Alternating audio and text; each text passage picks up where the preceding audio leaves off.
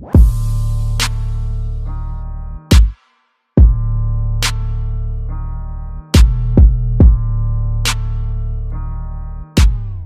going on, fight fans? It's your host Sebastian, and welcome back to the Boxing Tip. Now you guys know what day it is, Point 'em Out Wednesday, and boy, I got a terrific lineup for this week. So let me first start off by saying quick shout out to Donovan Stevenson. He did nominate Brian Jennings for this video.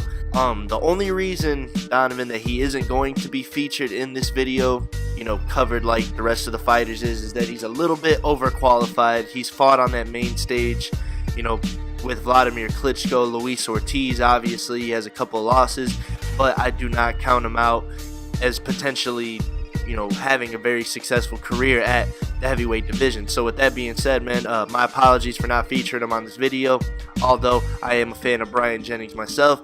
But I am seeing what you're saying with the comment that you left on my video, man. But let's go ahead and get into it.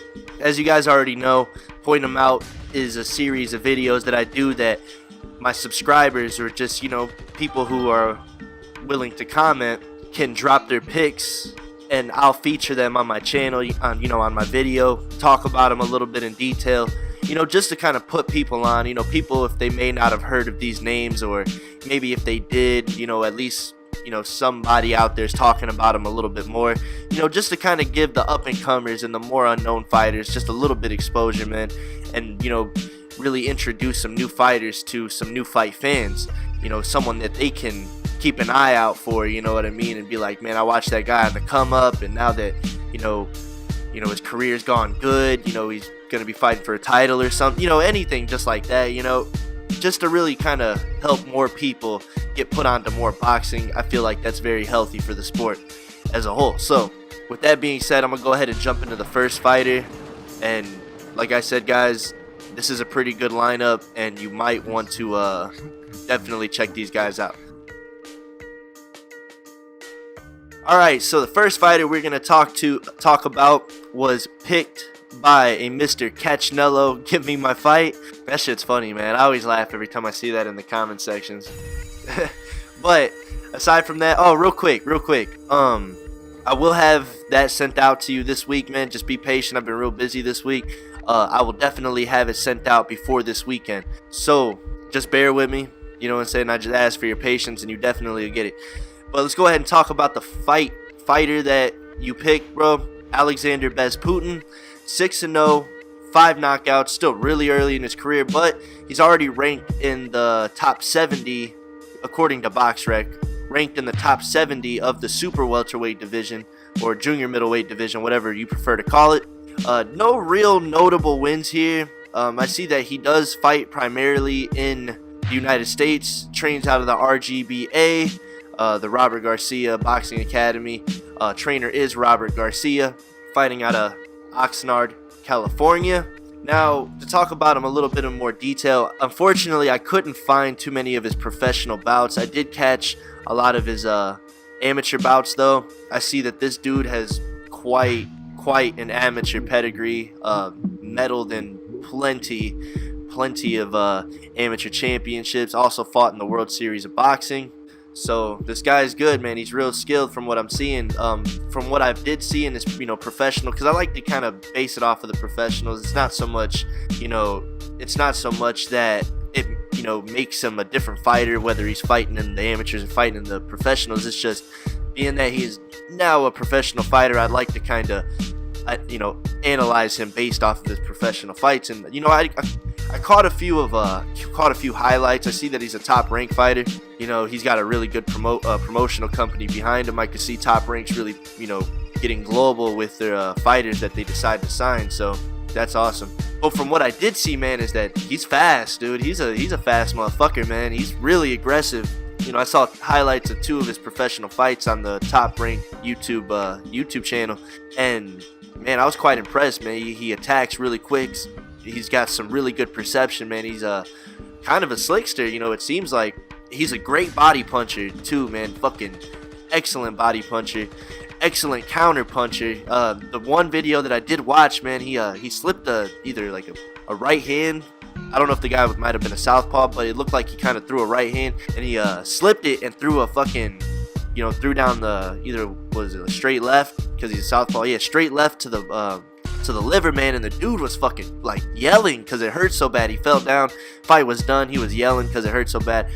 I can see that this guy's got some pop, man. He's a pretty good power puncher, man. And when you got a fighter who focuses, that real power to the body, man, it's a threat because he can really break down, any fighter that he fights. Combined with his hand speed, I noticed that he's a pretty athletic guy, man. Combined with his hand speed, great head movement, and I see that, once he has his opponents on the ropes, man, he swarms them, but he doesn't swarm them squared up. He swarms them at an angle, keeping that, what I'm saying, keeping them in like a, well, basically, you're standing straight and the guy's shoulder, would kind of form like, I don't know, like, I would have to show it, man. It's hard to talk about. I have to show it. But he's at an angle, man, and he attacks. I noticed that he did slap with a couple of punches in those highlights that I did watch, but, I mean, he's pretty early in his career. I know he isn't the youngest guy either, I think. Oh, yeah. No, he is pretty young, actually. He's only 25 years old. All right, so he is pretty young. So he's got a lot of time to, grow as a fighter. And that's, given his amateur pedigree and his age, man, got busy in his amateur career. Also, the World Series of Boxing and turned professional at a fairly young age, like 23, 24, something like that. So he's got a lot of room for improvement. Not to suggest that he isn't a good boxer now. From what I've seen, man, he's dynamite, man. He's lightning fast, very aggressive, really hard puncher. He attacks from angles, so we know he's a student of the game. We know he has, a good ring IQ. He knows how to exchange, throw his punches off and remain defensively responsible. Man, I was really impressed when I saw him. I'm like, God damn, that motherfucker's fierce. He's vicious. But great pick, man. You actually introduced me to this. Is a guy that I have not heard of. So you actually did me a solid by introducing me to a new fighter. And matter of fact, a few of these fighters on here that I'm going to be featuring aren't very new to me. I might have heard their names, but I've never seen them fight up until you guys suggesting them to me. So, but Alexander Besputin for the super middleweight division. I noticed he's a little bit shorter. I think he's only like 5'8". He's on the somewhat shorter side, but height, it can mean something. It could be a disadvantage for him with the right style of fighter who uses their height to their advantage. But he seems really quick, and he looks like he knows how to get on the inside. Like I said, he seems like he has a pretty good ring IQ. I'd definitely like to see more from him, being that he is a top-ranked fighter. Hopefully we'll catch him on HBO someday, making his HBO debut as either co-feature, you know what I'm saying, something like that, or maybe on like a pay-per-view undercard. That'd be awesome.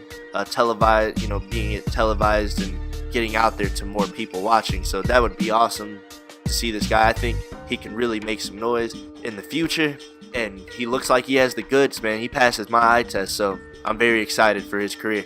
But enough about Alexander Besputin. Let's go ahead and move on to the next fighter. Alright, so the next guy we're going to be talking about is a 140-pound fighter picked by Mr. Charade. What's going on, dude? You always putting me on some new motherfuckers, man, so I appreciate it. I can see you really pay attention to boxing, man, and one of these days I'm gonna have to get you on my channel to do a video with me some way, somehow, and we're gonna have to talk some boxing because I feel like that'd be a really interesting conversation. But let's go ahead and talk about your fighter, man. Mr. Ohara Davies, I think it's Davies, just going off of the spelling, I think it's Davies. Now, he is an undefeated fighter out of the United Kingdom.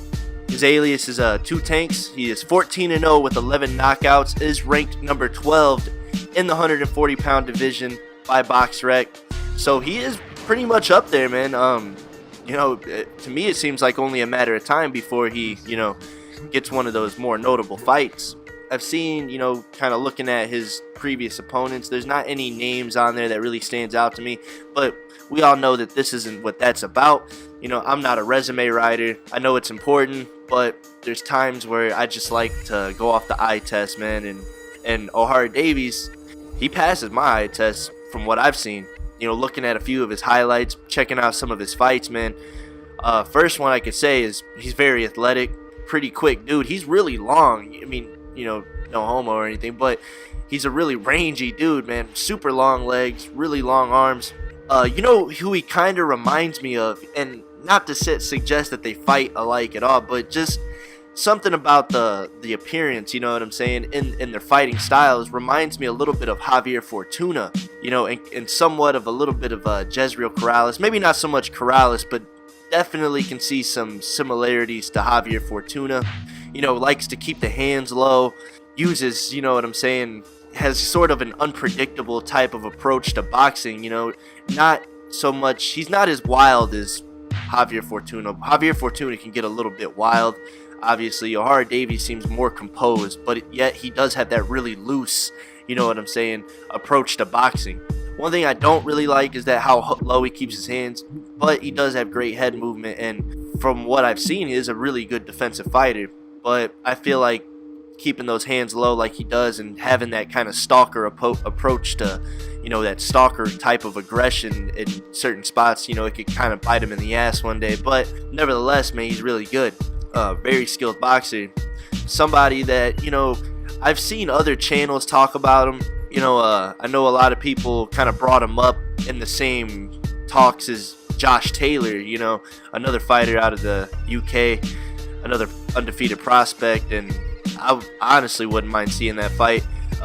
Obviously, Ohara Davies is a little bit further in his career than Josh Taylor, but maybe down the road that'd be an excellent fight. You know, seems like there's a bit of a rivalry there, so that would be something to witness. But yeah, you know, I mean, what can I say about Ohara Davies? You know, in the way that he fights, like I said, he seems like he does have that real loose style of fighting, but he does apply some really effective aggression. You know, I see that he does have a fucking excellent jab, man. It's really rangy, real snappy, and it looks like he's got some pop on it. I see that he throws it to the body and the head very well. Sets up a lot of his offense off of it, especially his straight right hand, which is, you know, like a bullet, man. It's a really, really crisp straight right hand.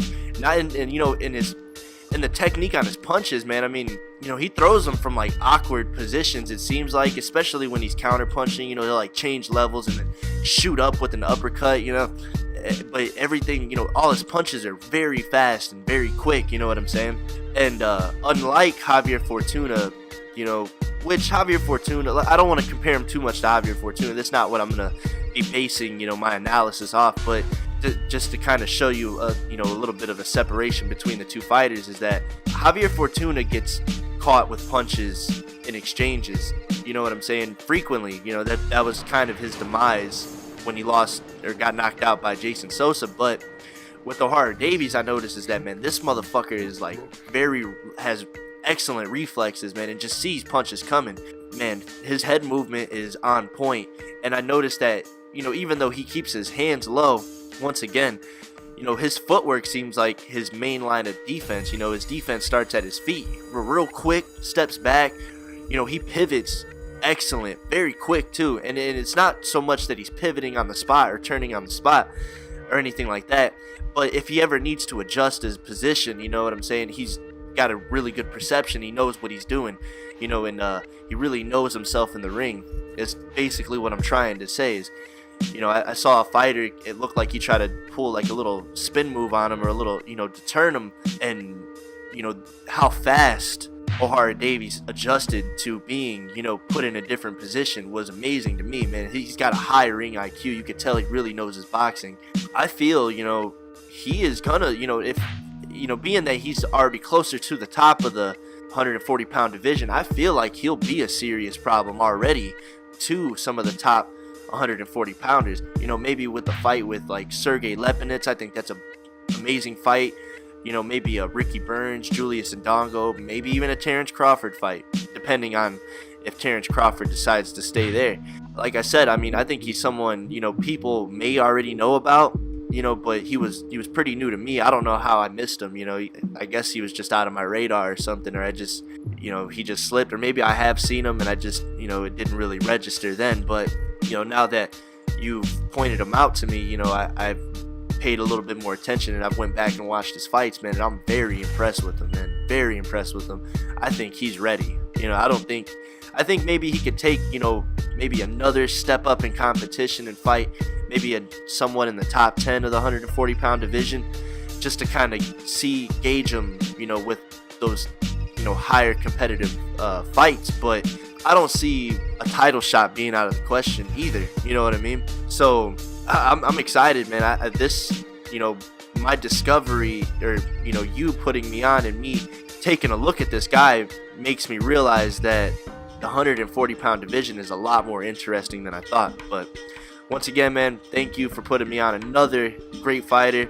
And I actually have one more for you, which is going to be my highlighted fighter, the last fighter that I talk about. But let's go ahead and move on to the next fighter, which is actually a pick of mine.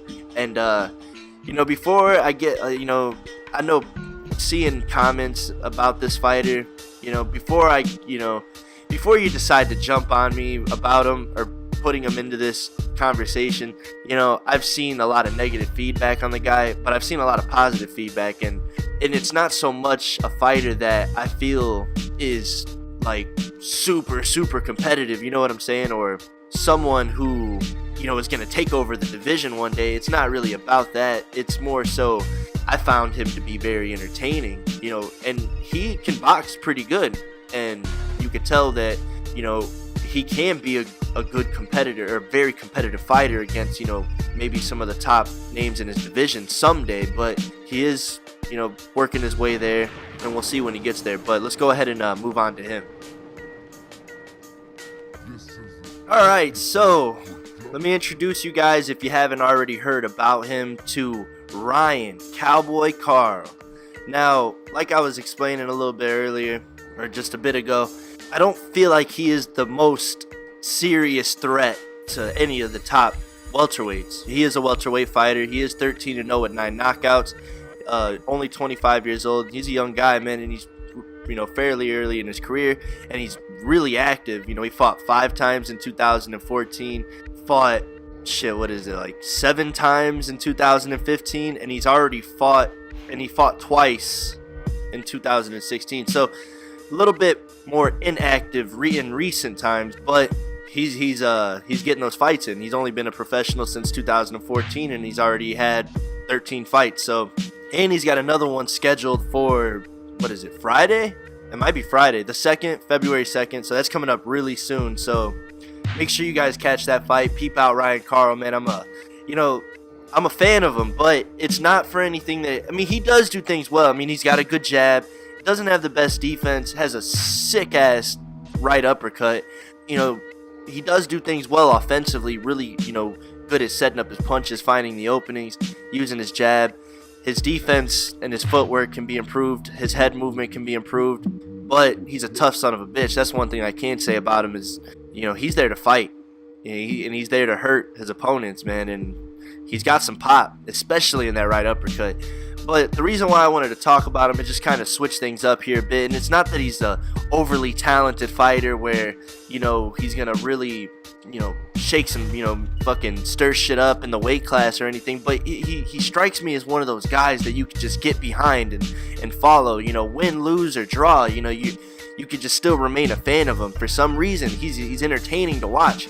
And like I said, he's not like a, he's not like a bad fighter by any means. He's actually a pretty good fighter, and he's been successful up to this point. His last outing, he fought an undefeated fighter in his last fight, knocked him out. It was landing those right uppercuts just left and right. Granted, the dude wasn't the best defensive fighter either, but Ryan Karl really did put on a show, man. It was a very entertaining fight to watch. It was him versus Quesada. Make sure you guys go check that fight out. He's still young, man, so he has a lot of time to improve. He trains with Ronnie Shields, out of Texas. Also trains with Arislandi Lara, one of the Charlo twins. So, he's around good fighters, man. So, being as young as he is, has a lot of time to improve on his way up, if he isn't moving too quickly. But I have a feeling, that there is more to Ryan Karl than meets the eye. I feel like he does have some talent in a skill set, that maybe hasn't just been released yet, you know what I'm saying? Or maybe, he's starting to realize, like, I'm starting to climb up these rankings. He's not ranked really high. Yeah, he's not ranked really high at all, but with the type of exposure he's been getting and, fighting fighters that are undefeated and, knocking fighters out, it would only be a matter of time, if he doesn't lose or gets knocked out or lose in bad fashion or anything. Once he does make it towards the top of the division, I have a feeling that by then he should have a pretty good following. I'm a fan of him. Like I said, he's entertaining to watch, so I wouldn't really doubt it if he captures the eyes of a lot of more casual fans, and really gets people to start paying attention to him when his fights are coming on and shit like that. But I feel like he has the potential to be better than what he's shown. I just think it's one of those, progressive things. They're not moving him too quickly. They're putting him in there with some decent fighters to kind of test his mettle, evaluate it, and then work off of that, and really start implementing more tools in his game. So I think if he remains a student of the game and continues to learn throughout his career, I think he could end up being a pretty competitive guy. He kind of reminds me of Canelo Alvarez a little bit in the way that he fights. I don't know, like I said, it's nothing that they do anything alike. It's just the appearance, kind of like I was talking about Ohara Davies and Javier Fortuna. The appearance, the kind of like the swagger in their style, kind of resembles each other. I feel like Ryan Karl is another, he has kind of a similar style as Canelo Alvarez. Obviously, Canelo Alvarez can be considered a top-notch level fighter, but Ryan Karl, he shows a little bit of that in a way. Not to say that he fights just like Canelo Alvarez. It's just something about the appearance, something about the way that they fight resembles each other. So that's all I'm really saying. So he has a fan-friendly style, definitely. And, he's got a little bit of skill there. I'm not saying that it's not there completely. I wouldn't say that he's passed my eye test with flying colors. But something about him it makes me want to watch him. Just like his fight coming up soon, within the next couple days, man, I'm going to peep it out. I'll probably even do a breakdown and prediction video of it. And this is just another fighter that I feel like it can really capture the eyes of a lot of fans. And he can produce a backing, American fighter from Texas. He could really get, the southern states, southwest state, in the United States can really get a backing behind him, and really make some noise. Hell, maybe even earn some pretty good money in his career. Like I said, he's a really fan-friendly fighter. So it's to talk about, and this is why I said I'm going to switch it up a little bit, because I'm not really talking so much about what he does well in the ring, because he does do some things well. Like I said, he has a good jab. His fundamentals are there. He doesn't do anything really advanced or really technical, but he's not one of those go in there blood and guts, get hit type of fighters either. He has a little bit of defense. He could slip some shots, avoid some shots, block some shots, use his footwork to avoid punishment. He can do the basic stuff, and that's a foundation to build on. Obviously, you're starting getting success in career. It should be a motivator to be even that much better. At least that's the way that I look at it. But definitely, you guys should check him out, man. Just give him a try. If you guys aren't sold on him or whatever, I completely understand. It's not like he's not some extraordinary type of fighter where he's gonna blow your fucking head off with his ability to box, like some fighters do. But he's one of those fighters that you could probably just get behind, be a fan of him and just be like, man, I really like watching this guy fight. I don't know what it is about him, but I just like watching him fight. At least that's the type of effect that he has on me. But if a lot of people aren't willing to get behind him, hey, I completely understand. If that's not your flavor, that's not your flavor. But I support him. I can't wait to see him fight again. That's pretty much all I can say. But this is once again one of those kind of switch it up, not talk about, I know we've already covered two very highly talented fighters. He might not be the most highly talented Ryan Karl I'm referring to, but he's definitely a fighter that I'm going to be paying attention to going forward. But enough about Ryan Karl. Let's go ahead and move on to the highlighted fighter of this episode of Point 'Em Out. Now, this is a fighter that when I watched was kind of like, God damn, this motherfucker's good, and holy shit, I cannot wait for him to really get up in those rankings and start taking on some of the top level fighters in his division. Alright guys, so without further ado, here is the highlighted fighter of this episode of Point 'Em Out. He was picked by Mr. Charade. He does have 2 picks in this video, and both picks are very remarkable fighters that he's shown me. So let me introduce you guys to Ruslan Fayfer. By way of Russia, he is 18-0 with 12 knockouts. He is a cruiserweight fighter. I wouldn't say he's a southpaw or an orthodox because it seems like he can fight basically very good out of both stances. Now, he doesn't have, like, once again, about the resume, not any, like, really notable wins, but nevertheless, he is climbing his way through the rankings, is currently ranked number 41 on BoxRec. And just let me say something, guys. When I mentioned earlier, when you find a fighter that just kind of like blows your mind and just like, holy shit, man, like this dude is so good. That's kind of the effect that I had watching this guy. I mean, he's one of the most well-rounded fighters, you know, like prospects that I've come across, man, and just in terms of that, he can pretty much do anything in the ring. I mean, granted, his level of opposition, I mean, obviously we'd have to see how well he does against, you know, when he gets up into the rankings of the cruiserweight division, but I have no doubts in my mind that, you know, he will get there at some point. It really is just a matter of time.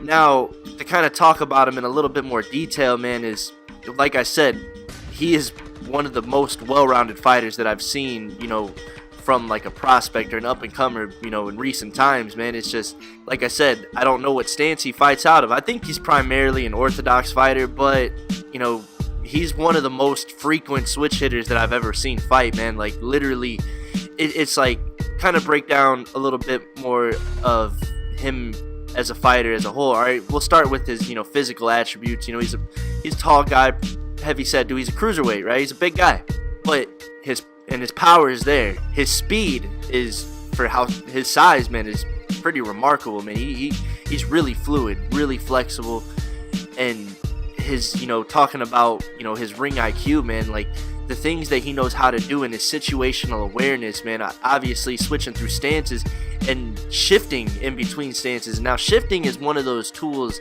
that very few fighters today use. One more notable fighter that does use shifting in his game is Gennady Golovkin. Now, mind you, this guy doesn't fight pretty much anything like Gennady Golovkin, but shifting is one of those tools in the ring that you can use that can let you throw shots, you know, bigger shots while remaining balanced. You're shifting through, you know, the stances of orthodox and southpaw. Allows you to establish position at different angles from different stances, and it's a very versatile tool. Obviously, there's certain risks in using it, but if it's one of those tools that you got down, it can be very effective. Like, one of the most notable victories from shifting that I've seen was Dmitry Pirog versus Danny Jacobs. Now, in the final round of that fight, Dmitry Pirog did a really nice shift maneuver, and it looked like it confused Daniel Jacobs, and it forced him upon the ropes. Now, Daniel Jacobs was trying to establish distance against Dmitry Pirog, but Dmitry Pirog was such a good shifter that he was able to close distance very quickly, and it was really throwing Danny Jacobs off before he landed that bomb of a right hand and, you know, ended the fight. Now, Ruslan Fayfer is not only a good shifter, but it's almost so, the transition in his shifting is so smooth because he's so, you know, fluid at fighting in both stances. Now, that's just one of those, you know, that's just one of those tools that is like, you know, when a person, you know, when a fighter is able to successfully pull it off over and over again, man, it really speaks volumes about how good of a fighter they are, you know.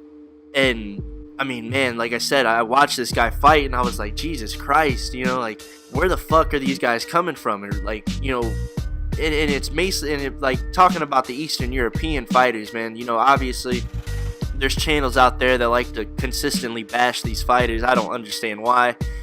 I don't know, some type of domestic pride or some shit. I'm not exactly sure, but when I started noticing more and more Eastern European fighters coming over, you know, into the States or fighting on bigger stages of boxing and really starting to pay attention to them, you know, one of the most, you know, well-known ones obviously would be Vasyl Lomachenko, who is arguably, and probably in my opinion, the most talented fighter of this time in boxing, you know, and could very well be one of the most skillful fighters of all time.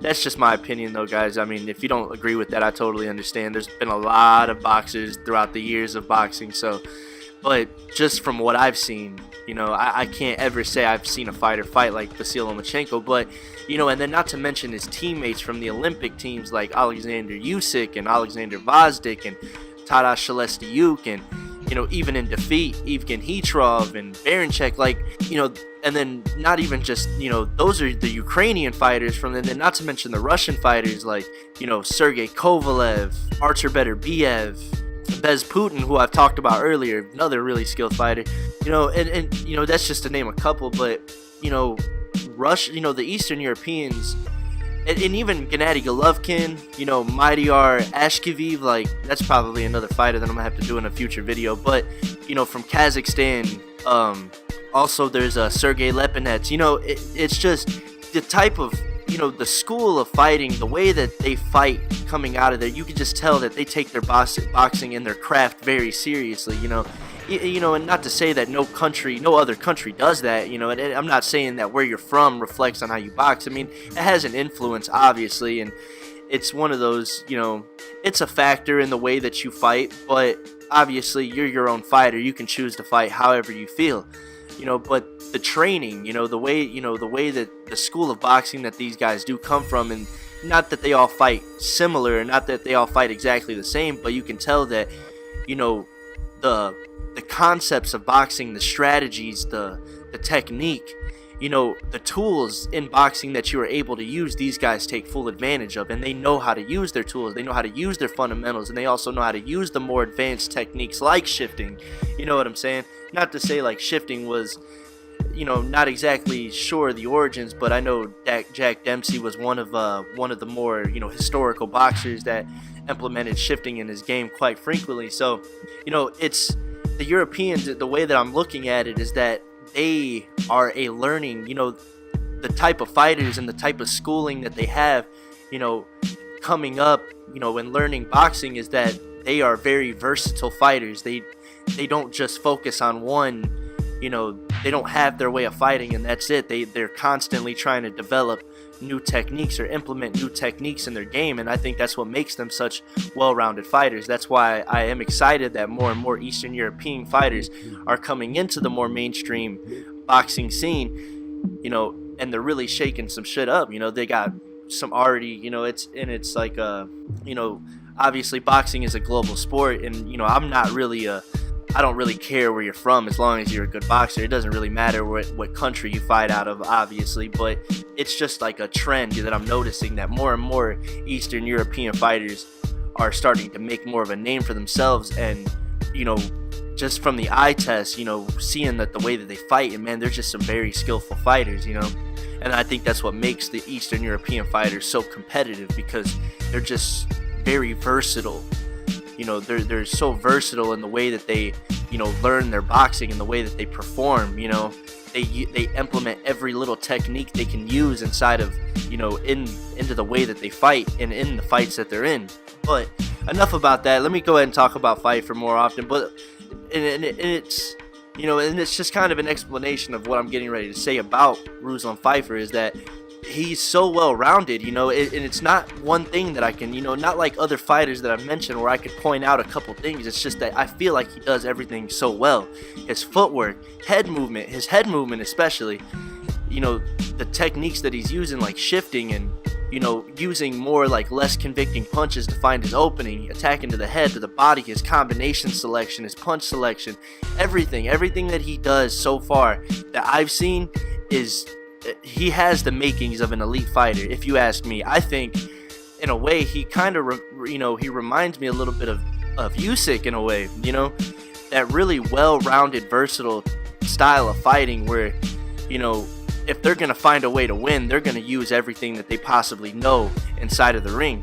A very well-schooled fighter, and especially in the way that they set up their offense. That's something that I noticed that a lot of the Eastern Europeans are very consistent with, is that they don't care to knock your head off right away. They focus on, what it seems to me is that they focus on beating you up on over a course of time. They're going to consistently break you down round by round, figure you out, and figure everything out that you're capable of doing. And they're going to study you like a book, and then they're going to find the chinks in your armor, and then they're going to slowly pick at, kind of like ants when they can't, you know what I'm saying? Like if an ant, a group of ants or a colony of ants, say attacks a beetle, or a type of a hard-shelled insect, you know what I'm saying? Like a beetle. I would say a beetle would be a hard-shelled insect. There's, certain types of certain species of a beetle that are very hard-shelled. They attack the joints. They have a strategy. They're not gonna pierce the armor of a beetle. They're gonna attack the joints, the soft spots. Well, I feel like that's something Ruslan Fayfer is very good at doing. He finds the soft spots. I was watching a fight between him and I can't remember the guy's name. I think it's Sala or CSALA or something like that. Real big husky dude. Didn't seem like there wasn't much there obviously, but it was like he was just kind of probing around and just tapping him a little bit here and there, confusing him with his movement. And it just seemed like he broke him down so quickly, like the guy had no answers for anything Ruslan was doing immediately, because he just showed him so much in just a short period of time. The guy didn't know what to do, so he did nothing, And it's kind of like when you see that in boxing sometimes when you get very highly skilled boxers fighting, someone who isn't as skilled as them. It's like they're looking and they're trying to find something there, but the more skilled fighter is just showing them so many different looks, and every time the less skilled fighter tries to attack, they either get countered, they have to pay for it, so they resort to almost doing nothing. They resort to not throwing punches. It's like they resort to well, let me just get through this fight, man. I'm done. They don't know what to do, and once Ruslan Fayfer seen that, he started attacking the body. I don't know, I guess he just had some sort of tell. He might have touched him in the body a couple of times, and it might have, maybe I think the guy might have dipped his elbow or something, and it just gave Ruslan Fayfer something to go off of, and then boom, started attacking the body, knocked him down the first round. The guy tried to come back and answer, being aggressive, but the movement, the defense, the footwork of Ruslan Fayfer neutralized it completely, and then I want to say 10-15 seconds later he knocks the guy out. So very well schooled boxers like Ruslan Fayfer, Alexander Usyk, just talking about cruiserweights here, or even Denis Lebedev, Murat Gassiev, you know what I'm saying? Like, just in the cruiserweight division, these are very well schooled fighters. Murat Gassiev, to the eye, I know he might seem a little come forward, aggressive, hard-hitting puncher, but there's a lot more to his game than meets the eye.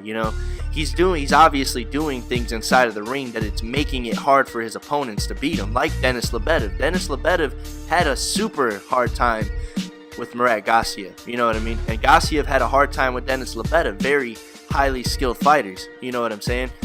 Alexander Usyk versus Tabiso Manchuno, Alexander Usyk knew going into that fight that he was going to have a hard time with a skilled fighter like Tabiso Manchuno, especially a very well defensive fighter that Tabiso was.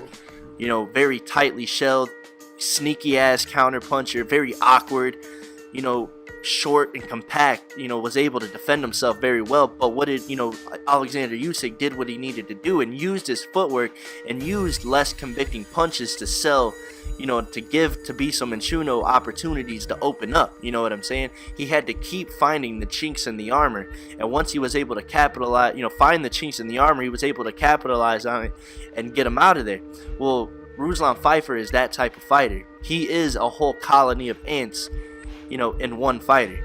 He'll find the chinks in the armor and he'll put you away eventually. It might not happen in round one like it did with the fight that I've seen.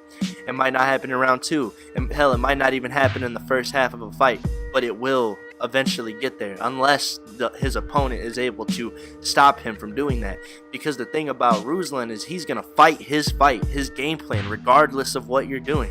Anything that you decide to do against him, he's going to find your weakness at some point. Now it's up to you, you know what I'm saying, to compensate for whatever weakness that he, exposes on you, or that he brings out of you, or is able to discover any chink in your armor. It's up to you to make that adjustment.